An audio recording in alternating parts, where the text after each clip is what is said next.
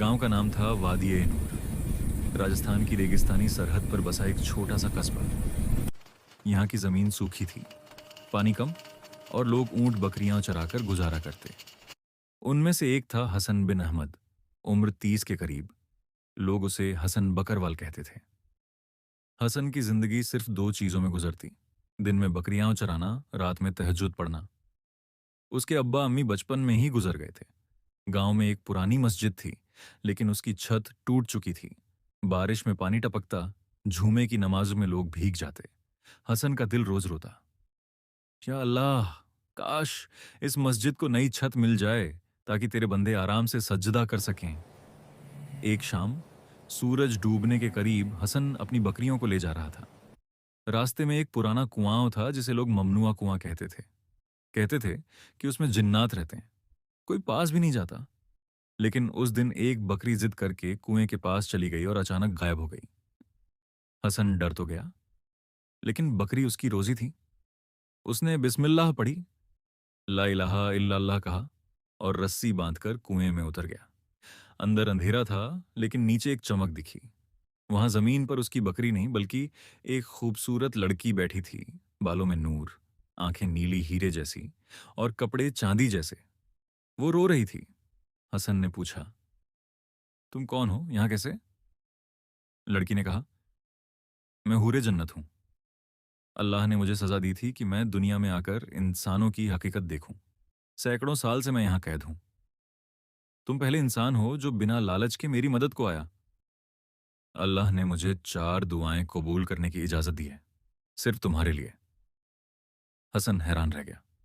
उसने सजदा किया और रोते हुए कहा, पहली दुआ, मेरी वो बकरी वापस मिल जाए जो यहां गायब हुई। हूर ने मुस्कुराकर हाथ उठाया। देखते ही देखते बकरी ऊपर से कुएं में कूदकर हसन के पास आ गई, बिल्कुल सही सलामत।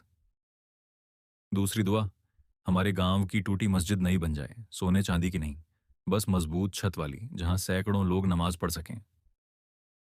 जब हसन कुएं से बाहर निकला तो सूरज उग चुका था। गांव वाले दंग रह गए। पुरानी मस्जिद की जगह एक नई खूबसूरत मस्जिद खड़ी थी, जिसकी मीनारें आसमान को छू रही थीं। लोग रोने लगे, तकबीरें गूंज उठीं।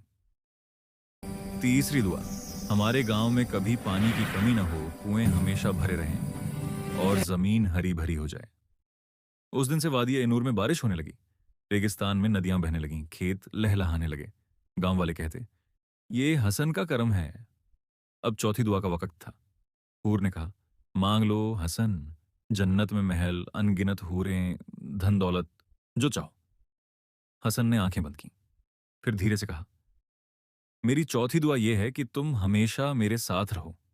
मुझे तुमसे इश्क़ हो गया है, अल्लाह की बनाई हुई सबसे खूबसूरत मखलूकन से। तुम इंसान बन जाओ, मेरी जिंदगी की हमसफर बनो, ताकि हम दोनों मिलकर अल्लाह की इबादत करें।